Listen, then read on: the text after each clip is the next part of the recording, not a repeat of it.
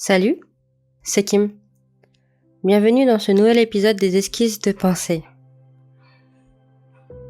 La semaine dernière, je t'ai parlé de la peur.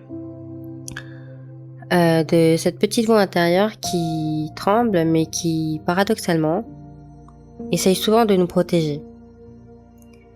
Et aujourd'hui, j'ai envie de t'emmener un peu plus loin. Parce qu'après la peur, vient parfois une impulsion, un appel doux mais persistant. Celui de se reconnecter à ce qu'on veut vraiment. Alors, respire un bon coup, installe-toi confortablement et on y va. L'autre jour, j'ai regardé un film. Il s'appelle Demain est un autre jour, ou en anglais, Life List. Et je vais pas te mentir, ce film m'a profondément ému. Pas avec de grandes scènes spectaculaires, non. Pas avec des punchlines hollywoodiennes non plus. Mais avec cette simplicité, cette humanité qui te frappe en plein cœur sans prévenir. Et tu sais ce qui s'est passé ?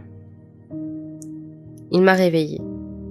Il m'a fait poser cette vraie, grande et précieuse question. Qu'est-ce que je veux vraiment faire de ma vie ? Et je parle pas ici de métier, ni de diplôme, ni d'un poste à responsabilité qu'on peut inscrire sur LinkedIn, non. Je parle de ce truc qui fait vibrer à l'intérieur. De ce truc qui fait que le jour où je donnerai mon dernier souffle, je pourrais me dire, ma vie a valu la peine d'être vécue. Et non, je ne parle pas d'une villa de rêve, ni d'une voiture de luxe, ni de cette version magazine du bonheur, mais je parle d'être, pas de paraître. Je parle de vivre, pas juste de survivre. Un jour, j'ai eu une discussion avec mon frère. On parlait justement de ça. Du sens, des choix, et d'autres. Et il m'a dit un truc que je garde en moi comme une pépite. Je préfère mourir avec moins 500 € sur mon compte et avoir fait ce que j'aimais que d'être riche et de ne pas avoir vécu vraiment. Et il a ajouté, l'argent ça part et ça revient, de toute façon. Moi j'ai renchéri derrière ça en disant, ouais, c'est vrai, parce que le temps, lui, par contre, ne revient jamais. Et ce jour-là, j'ai senti que ça prenait vraiment sens, que ça posait quelque chose d'essentiel. Parce qu'on le sait tous, hein. Mais entre le savoir et le vivre, il y a parfois un monde. Surtout quand on devient adulte. Il y a cette espèce de brouillard qui s'installe. On commence à courir après des horaires, des deadlines, des validations. On coche des cases, on remplit des tableaux, on dit oui trop vite ou non pas assez. Et dans tout ça, on oublie. On oublie ce qui nous faisait vibrer quand on était gosse. On oublie ce qui nous faisait rêver sans filtre. Alors je me suis demandé, comment est-ce qu'on en est arrivé là ? Quand est-ce qu'on a commencé à ranger nos rêves dans des tiroirs ? À se dire que c'était pas raisonnable. Et est-ce qu'on a grandi ou est-ce qu'on s'est juste mis à plaire en fait, à rentrer dans le moule, à vouloir rassurer le monde en oubliant notre propre joie. Les normes sociales, le regard des autres, la peur de décevoir ou le besoin de plaire. Ouais, tout ça finit par prendre plus de place que nos désirs profonds. Mais je crois qu'on peut faire les deux, hein. Qu'on peut rêver et en créer, qu'on peut être lucide sans renoncer, qu'on peut construire sans s'oublier. Et pour ça, il y a un outil tout simple, mais puissant. La Life List. Pas une liste de tâches à faire, non. Pas un truc de productivité ou un plan sur plusieurs années. Mais une vraie liste. Une liste de cœur. Une liste de ces choses qu'on aimerait faire vraiment. Pas pour impressionner, pas pour réussir, mais pour vibrer. Pour se dire, ouais, ça je l'ai fait, c'était moi, j'y étais. Et tu sais, c'est souvent des choses simples, mais qui demandent une immense autorisation intérieure. Mon frère m'a aussi dit un jour, à part voler ou respirer sous l'eau, on peut tout faire, si on s'en donne les moyens. Et je suis assez d'accord parce que même si on en a envie, il y a cette voix. Tu la connais sûrement vu qu'on en a parlé encore la semaine dernière. Cette petite voix sapoteuse qui murmure. C'est pas pour toi, t'as pas le temps, t'es pas prête. Ou pire, t'es pas assez. Mais cette fois, je l'ai pas écoutée. J'ai choisi d'écouter une autre voix. Celle de mon enfant intérieur.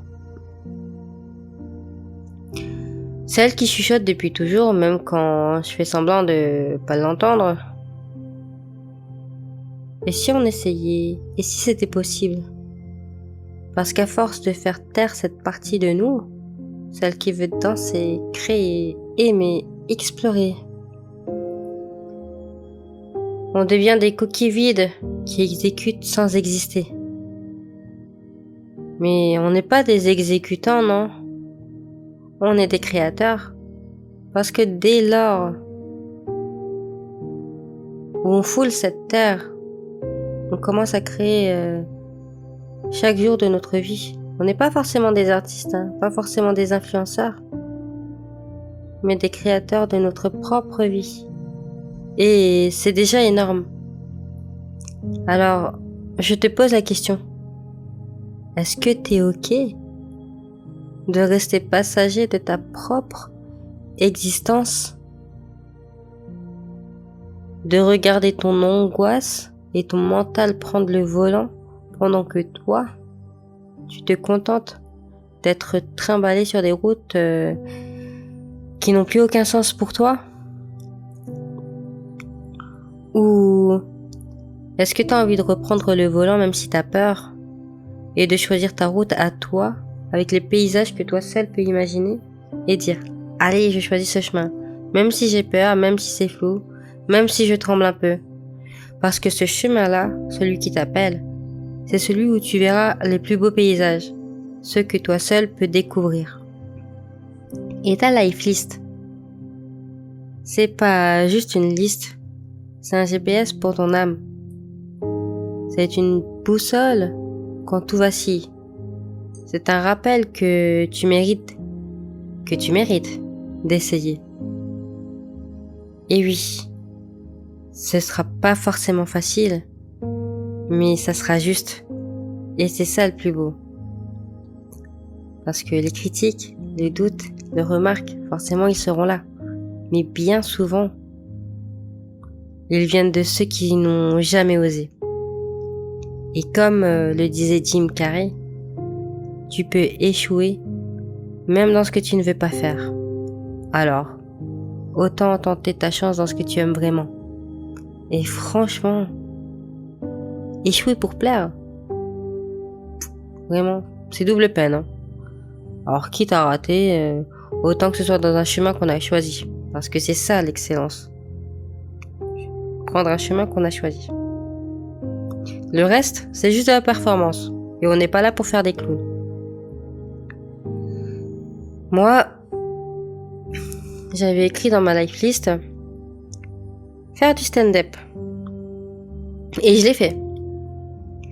C'était bancal, par contre. C'était ma première fois. C'était complètement pas maîtrisé. Par contre, c'était intense. Mais c'était moi. Et voilà où ça me mène aujourd'hui. Je fais des podcasts. Peut-être que demain, ça sera encore autre chose.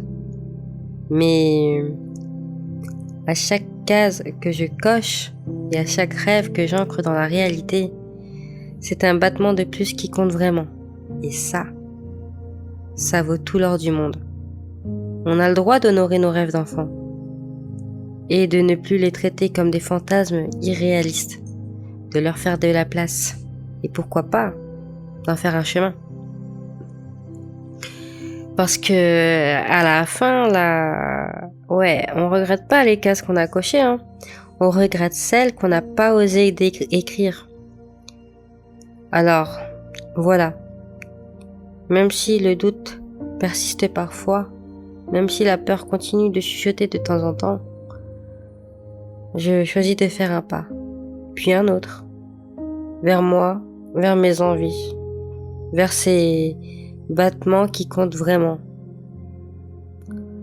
Et toi aussi tu as ce pouvoir-là, de choisir ce qui fait sens et d'écrire les cases de ta propre vie. Si cet épisode t'a parlé, n'hésite pas à le partager et à en discuter, ou même à écrire ta propre life list. Merci d'avoir été là, de m'avoir écouté. À bientôt et prends soin de toi.